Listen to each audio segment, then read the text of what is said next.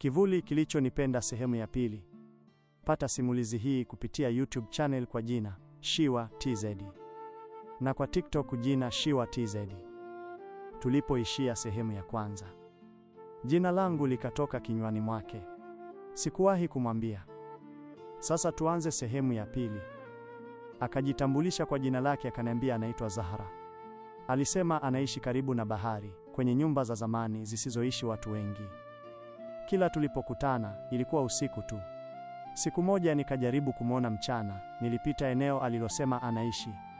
Nilisimama pembezoni mwa nyumba yake. Ni kweli ilikuwa ni nyumba ya kuishi binadamu, lakini milango ilikuwa imefungwa kwa mbao zilizooza, madirisha yakiwa yameachwa yakiwa hayajafungwa.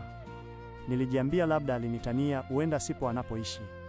Lakini usiku ulipofika, alikuja tena. Alikuwa ananijua kwa undani wa kutisha.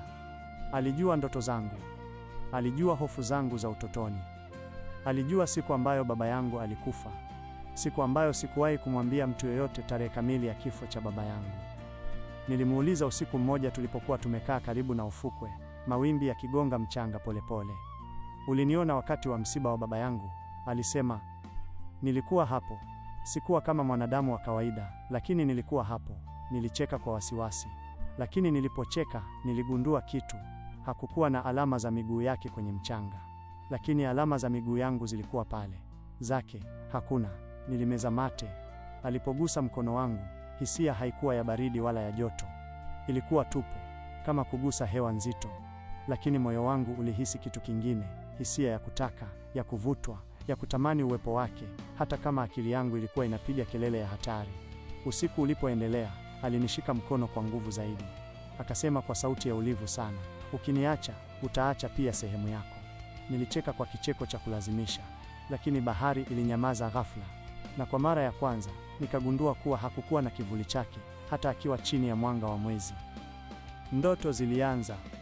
Kila usiku nilikuwa nikiota niko Tanga ile ile, barabara zile zile, lakini bila watu. Majengo yalikuwa yameinama kama yanatazama chini kwa aibu. Kwenye vioo vya maduka, sikuona sura yangu, niliona sura yake. Ndoto moja ilijirudia mara nyingi. Niko ndani ya chumba changu, kitanda kikiwa nyuma yangu. Ninasikia mlango ukifunguka taratibu.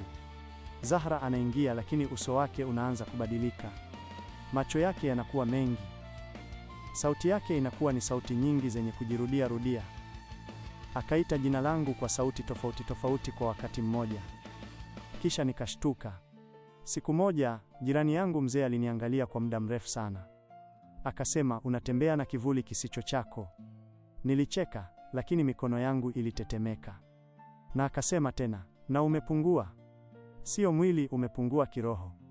Usiku ulipoingia, nilipomwona Zahra, nilimuuliza moja kwa moja maswali. Wewe ni nani hasa? Alinitazama kwa muda mrefu sana, kisha akasema kwa upole wa kutisha, nilikuwa mwanadamu kabla ya kupenda vibaya. Upepo ulivuma ghafla. Taa za barabarani zikazima zote kwa mpigo. Na katika giza lile, nilihisi kitu nyuma yangu kikinitazama. Sio yeye, bali nilihisi ni kitu chingine kinanitazama. Ni mwisho wa sehemu ya pili.